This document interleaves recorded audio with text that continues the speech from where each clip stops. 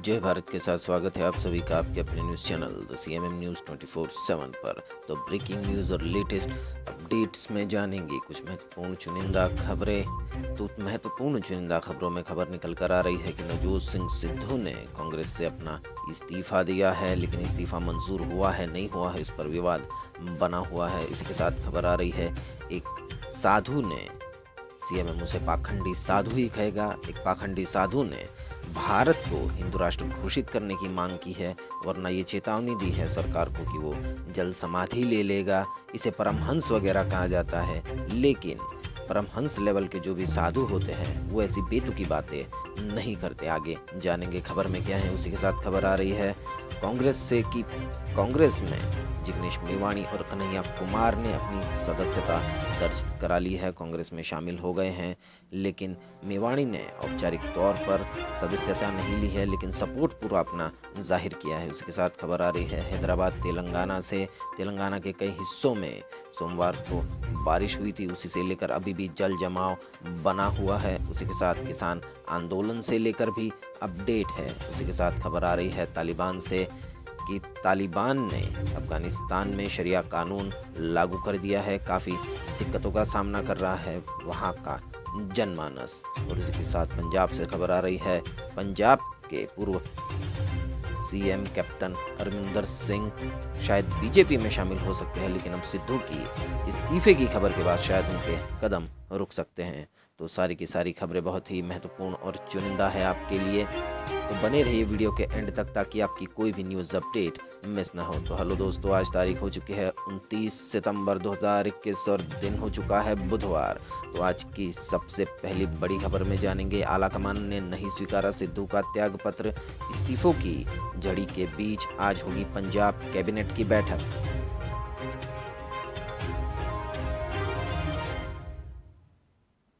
आज पंजाब में ज़बरदस्त सियासी ड्रामा हुआ। कैप्टन अमरिंदर सिंह चंडीगढ़ से दिल्ली के लिए निकले, लेकिन कैप्टन दिल्ली पहुंचे इससे पहले नवजोत सिंह सिद्धू का इस्तीफा दिल्ली पहुंच गया। वहीं कांग्रेस सूत्रों के मुताबिक नवजोत सिंह सिद्धू का इस्तीफा स्वीकार नहीं किया गया है। शीर्ष नेतृत्व ने राज्य नेतृत्व से पहले अपने स्तर पर मामले को सुलझाने को कहा है। इस बीच पंजाब कांग्रेस में एक बार फिर कैप्टन समर्थक खेमा एक्टिव हो गया है। कैप्टन के समर्थक विधायकों ने उनसे आलाकमान पर विधानसभा में फ्लोर टेस्ट करवाने का दबाव बनाने की भी मांग की है। देखते अगली अपडेट कुछ खास तो नहीं है, लेकिन इम्पॉर्टेंट है आप सभी की नॉलेज के लिए कि देश में क्या हो रहा है, कैसी कैसी मानसिकता वाले लोग हैं। गांधी जयंती तक भारत को घोषित करो हिंदू राष्ट्र, नहीं तो ले लूंगा जल समाधि, एक पाखंडी साधु का बयान आया है। दरअसल जगत गुरु परमहंस आचार्य महाराज ने केंद्र सरकार को चेतावनी दी है। उसने मंगलवार को अयोध्या में कहा कि भारत को गांधी जयंती तक हिंदू राष्ट्र घोषित किया जाना चाहिए, नहीं तो वे जल समाधि ले लेंगे। जगत गुरु परमहंस आचार्य महाराज ने मीडिया से बातचीत में कहा कि मेरी मांग है कि 2 अक्टूबर तक भारत को हिंदू राष्ट्र घोषित कर दिया जाए, वरना सरयू नदी में जल समाधि वे ले लेंगे। और केंद्र को मुसलमानों और ईसाइयों की नागरिकता समाप्त करनी चाहिए। इस लाइन को दोबारा सुनिए दोस्तों, केंद्र को मुसलमानों और ईसाइयों की नागरिकता समाप्त करनी चाहिए। ये भी मांग इस पाखंडी साधु ने की है। ये लोकशाही में, लोकतंत्र में बड़ी शर्मनाक बात है, क्योंकि भारत बिन सांप्रदायिक देश है और सभी का है, किसी एक जाति, समुदाय, धर्म, पंथ या किसी विशेष समुदाय का नहीं है। और ऐसे में हिंदू साधु की तरफ से ऐसा बयान आना राष्ट्र के खिलाफ माना जाएगा। तो CMM इस साधु को पाखंडी साधु के रूप में संबोधित करता है। बढ़ते अगली खबर की और अगली खबर में है कन्हैया कुमार और जिग्नेश मेवाणी ने थामा कांग्रेस का हाथ, हार्दिक पटेल भी थे मौजूद।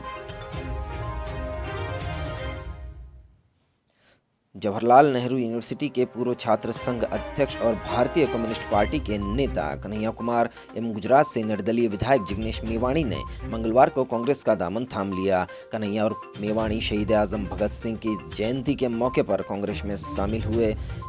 इन दोनों ही युवा नेताओं के कांग्रेस में शामिल होने के बारे में काफ़ी दिनों से चर्चा चल रही थी।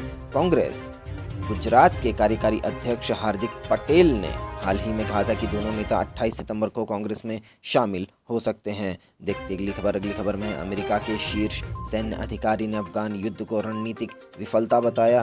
कहा कुछ हजार सैनिक तैनात रखने चाहिए थे। अफगानिस्तान से सैनिकों की वापसी को लेकर कांग्रेस संसद में गवाही में अमेरिका के शीर्ष सैन्य अधिकारी ने 20 बरस की जंग को रणनीतिक विफलता बताया और कहा कि उनका मानना है कि अफगानिस्तान पर तालिबान के कब्जे को रोकने के लिए अमेरिका को कुछ हजार सैनिक वहां तैनात रखने चाहिए थे।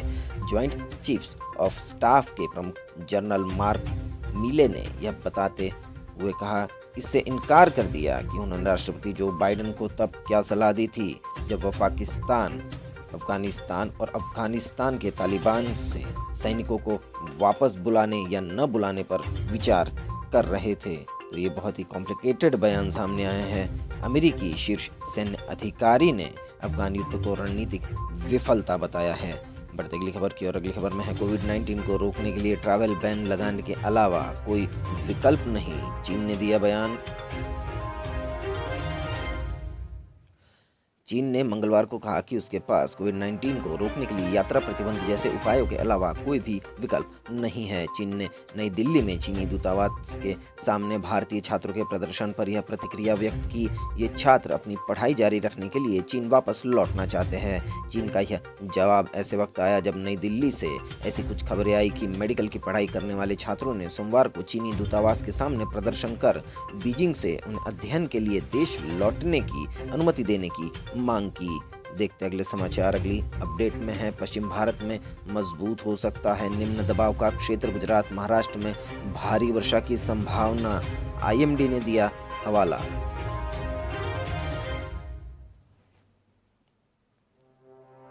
तो भारतीय मौसम विज्ञान यानी आईएमडी के हवाले से यह खबर आई है, पूर्व तट और मध्य भारत में भीषण वर्षा कराने के बाद चक्रवात गुलाब मंगलवार को कमजोर पड़ गया, लेकिन पश्चिमी तट पर पहुंचने के बाद उसके फिर मजबूत होने के आसार है। भारतीय मौसम विज्ञान विभाग आईएमडी ने यह जानकारी दी। आईएमडी के चक्रवात चेतावनी संभाग ने बताया कि दक्षिण पश्चिम विदर्भ और आसपास के क्षेत्र से यह दबाव पश्चिम उत्तर पश्चिम दिशा की ओर बढ़ा एवं मंगलवार को बहुत ही कमजोर हो गया। अगले 24 घंटे में क्रमिक रूप से उसके और उत्तरीय पश्चिम की ओर बढ़ने के एवं कमजोर होने की संभावना है। आईएमडी ने कहा कि यह प्रणाली 30 सितंबर को उत्तर पूर्व अरब सागर एवं निकटवर्ती गुजरात के समीप उभरने की संभावना है और ऐसा अनुमान है कि उत्तर पूर्व अरब सागर पर 24 घंटे के दौरान यह मजबूत हो सकता है। उसने कहा कि इस प्रणाली के बाकी हिस्से उत्तरी अरब सागर में उभरने तथा मजबूत होने की उसकी संभावना पर कड़ी नजर रखी जा रही है। तो गुलाब के कारण महाराष्ट्र और गुजरात में भारी वर्षा की संभावना जताई जा रही है।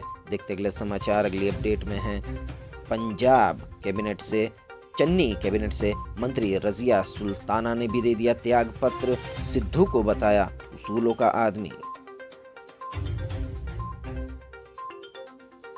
पंजाब कांग्रेस में मचा हड़कंप थमने का नाम नहीं ले रहा है।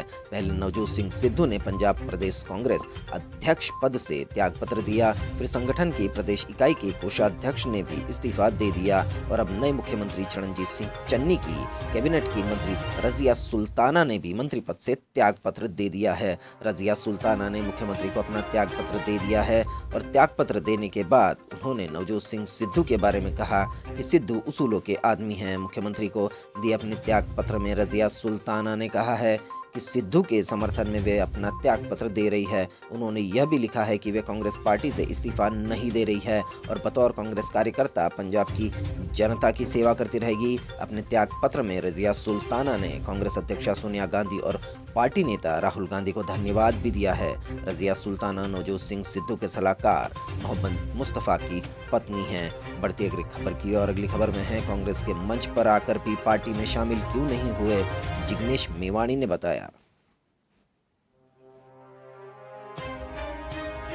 जवाहरलाल नेहरू विश्वविद्यालय छात्र संघ के पूर्व अध्यक्ष कन्हैया कुमार मंगलवार को कांग्रेस में शामिल हो गए, जबकि गुजरात के निर्दलीय विधायक जिग्नेश मेवाणी ने पार्टी को अपना समर्थन दिया। शहीद आजम भगत सिंह की जयंती के अवसर पर कन्हैया कुमार ने देश की सबसे पुरानी पार्टी की सदस्यता ग्रहण की। हालांकि जिग्नेश मेवाणी औपचारिक तौर पर कांग्रेस में शामिल नहीं हुए और उन्होंने इसका कारण भी बताया। मेवाणी ने कहा कि वह कुछ तकनीकी कारणों के चलते पार्टी में शामिल नहीं हो रहे हैं, लेकिन 2022 का विधानसभा चुनाव कांग्रेस के सिंबल पर ही लड़ेंगे। बढ़ते अगले समाचार की ओर, तो इस खबर में है, आईएमडी अलर्ट, तेलंगाना के कई हिस्सों में बारिश, 14 जिलों के लिए रेड अलर्ट जारी किया गया।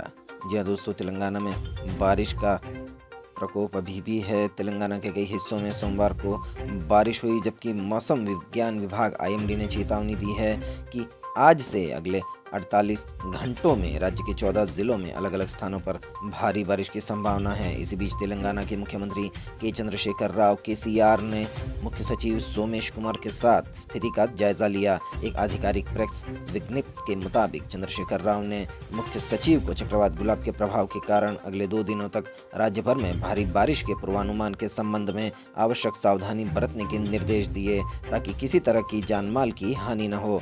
भारी बारिश के पूर्वानुमान के मद्देनजर मुख्यमंत्री ने कहा कि मंगलवार को राज्य में स्कूल, कॉलेज और शैक्षणिक संस्थानों सहित सभी सरकारी कार्यालय बंद रहेंगे।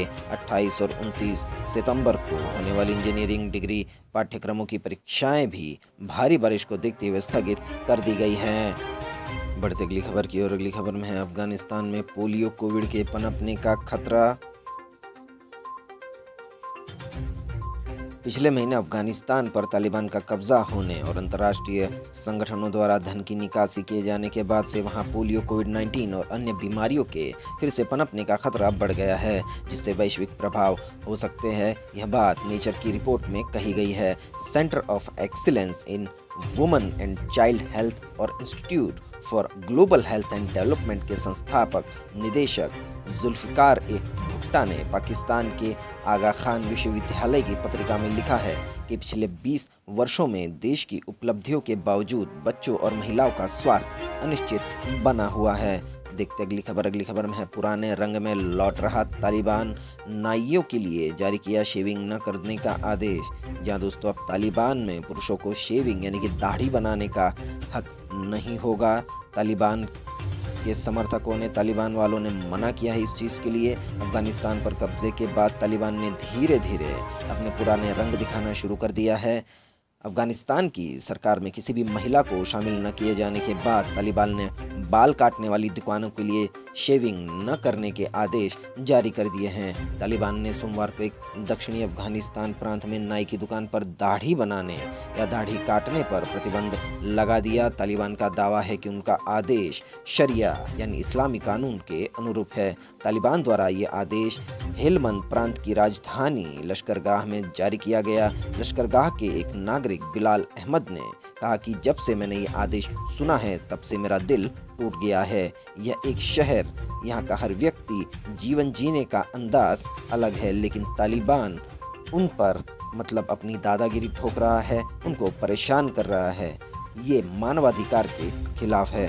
बढ़ते अगली खबर की और। अगली खबर में है देश के कई इलाकों में आज भी होगी भारी बारिश, चक्रवात गुलाब का असर है बाकी। जाने अपने राज्य का हाल। तो पूर्वी तट और मध्य भारत में तेज बारिश के बाद मंगलवार को चक्रवात गुलाब के कमजोर होने से कम दबाव का क्षेत्र बन गया। भारतीय मौसम विज्ञान विभाग आईएमडी ने बुधवार को भी विदर्भ के पश्चिमी हिस्सों पर कम दबाव के क्षेत्र के साथ गुजरात, उत्तरी कोंकण, उत्तर मध्य महाराष्ट्र और मराठवाड़ा में तेज बारिश का पूर्वानुमान व्यक्त किया है। आईएमडी ने मंगलवार को कहा था कि उत्तर ओडिशा के कुछ जगहों पर 30 सितंबर तक भारी बारिश भी हो सकती है। बंगाल की खाड़ी से आगे बढ़ चुका चक्रवात गुलाब कमजोर जरूर पड़ गया, लेकिन मध्य प्रदेश के कई जिलों में बारिश की संभावना चक्रवात गुलाब के कारण है। वहीं पश्चिमी तट पर तेज हो सकता है गुलाब और इसी के साथ तेलंगाना और गुजरात में भी भारी बारिश के आसार है। गुजरात में मौसम विभाग की सूरत में भारी बारिश की भविष्यवाणी के बाद उकाई डैम से पानी छोड़ा गया है। महाराष्ट्र में भी भारी बारिश की वजह से गोदावरी नदी खतरे के निशान से ऊपर बह रही है, जिसकी वजह से नासिक में कई इलाके जलमग्न हो गए हैं। बाढ़ जैसी स्थिति का निर्माण भी हो गया है। वहीं मध्य महाराष्ट्र में भी भारी बारिश से 10 लोगों के मौत की खबर आ रही है। अब देखते अगले समाचार। तो इस खबर में देखेंगे अब हिंदी में लिखकर भी ऑनलाइन ले पाएंगे रेलवे की जनरल टिकट, रेल वॉलेट से भुगतान पर 5% की छूट। रेलवे इंटरनेट के जरिए ऑनलाइन जनरल टिकट अब उपलब्ध करवाएगा, क्योंकि रेलवे इंटरनेट के जरिए पहले रिजर्व टिकट यात्री को उपलब्ध करवाता था। इसी के तर्ज पर पिछले कुछ सालों से जनरल टिकट भी ऑनलाइन लेने की सुविधा यात्रियों को रेलवे ने दी है। अनारक्षित टिकट लेकर यानी कि जनरल टिकट लेकर अधिकांश यात्री पैसेंजर ट्रेनों में ही सफ़र करने वाले होते हैं। ज़्यादातर लोग जनरल में ही सफ़र करते हैं दोस्तों। तो जनरल टिकट ऑनलाइन लेने के लिए अंग्रेजी में स्टेशन का नाम और पता लिखना होता है। काफ़ी लोगों को अंग्रेजी नहीं आती है भारत में, इसके लिए अनारक्षित यानी जनरल टिकट इंटरनेट के माध्यम से लेने वाले की संख्या में कोई वृद्धि नहीं हुई है। मतलब लोग अब जनरल टिकट ऑनलाइन अभी भी नहीं लेते और आज भी टिकट खिड़की पर यात्रियों की भीड़ लगी रहती है। इसी को देखते हुए रेलवे ने हिंदी में लिखकर जनरल टिकट रेल ऑनलाइन देने की सुविधा शुरू कर रहा है। मतलब जनरल टिकट अब आपको ऑनलाइन मिलेगी। इसके साथ ही रेल वॉलेट से भुगतान करने पर यानी अपने पैसे पे करने पर 5% की छूट भी मिलेगी। रेलवे जल्द ही अन्य भारतीय भाषाओं में जनरल टिकट लेने की सुविधा शुरू करने जा रहा है। मतलब अभी आप अपनी लोकल भाषा में भी जनरल टिकट रेलवे की बुक करवा सकेंगे, तो रेलवे की तरफ से बहुत अच्छी पहल है। बढ़ते अगली खबर की और अगली खबर में है राजस्थान के पूर्वी जिलों में 2 अक्टूबर तक येलो अलर्ट। बंगाल की खाड़ी से उठे चक्रवाती तूफान गुलाब का असर राजस्थान पर तो नहीं पड़ा, लेकिन बंगाल की खाड़ी में बने लो प्रेशर सिस्टम का प्रभाव जरूर देखने को मिल सकता है। इस नए सिस्टम में चक्रवात में तब्दील हो सकता है। यह नया सिस्टम, इसकी वजह से राजस्थान के पूर्वी क्षेत्र में मौसम बदलेगा। जयपुर मौसम विभाग ने अगले 4 दिन भरतपुर, कोटा, उदयपुर और अजमेर संभाग के कई जिलों के लिए येलो अलर्ट जारी किया है। यहाँ हल्की से और मध्यम दर्जे की बारिश के आसार है। जयपुर मौसम विभाग के निदेशक राधेश्याम शर्मा ने बताया कि राजस्थान में 29 सितंबर से 2 अक्टूबर तक हल्की और मध्यम दर्जे की बारिश का दौर बना रहेगा। आपको बता दें कि जयपुर मौसम विभाग ने 29 सितंबर को डूंगरपुर, झालावाड़, कोटा, प्रतापगढ़, राजसमंद, सवाई माधोपुर, टोंक, उदयपुर, सिरोही, अजमेर, बांसवाड़ा, बारां, भीलवाड़ा, बूंदी, चित्तौड़गढ़ जिलों में कई जगहों पर हल्की बारिश हो सकती है। इसी तरह 30 सितंबर को झालावाड़, कोटा, प्रतापगढ़, राजसमंद, सिरोही, बांसवाड़ा, बारां, भीलवाड़ा, बूंदी, चित्तौड़गढ़, डूंगरपुर, सवाई माधोपुर और उदयपुर में 1-2 स्थानों की हल्की बारिश हो सकती है। 1 अक्टूबर को भीलवाड़ा, बूंदी, चित्तौड़गढ़, डूंगरपुर, झालावाड़, कोटा, प्रतापगढ़, राजसमंद, सिरोही, सवाई माधोपुर और उदयपुर में 2 अक्टूबर को बांसवाड़ा, बारां, भीलवाड़ा, बूंदी, चित्तौड़गढ़ और डूंगरपुर, झालावाड़, कोटा में हल्की बारिश की संभावना है। तो सीएमएम ने आपको सारी की सारी राजस्थान की 2 अक्टूबर तक की मौसम की जानकारी दी है। इसी के साथ चलते अगले समाचार पर। अगले समाचार में है किसान आंदोलन, टिकैत ने ट्रैक्टर, टैंक और ट्विटर का फॉर्मूला दिया। राजिम मंडी में कहा कानून वापस नहीं हुए तो दिल्ली बनाएंगे हर प्रदेश। योगेंद्र बोले अब यह किसान की इज्जत का आंदोलन।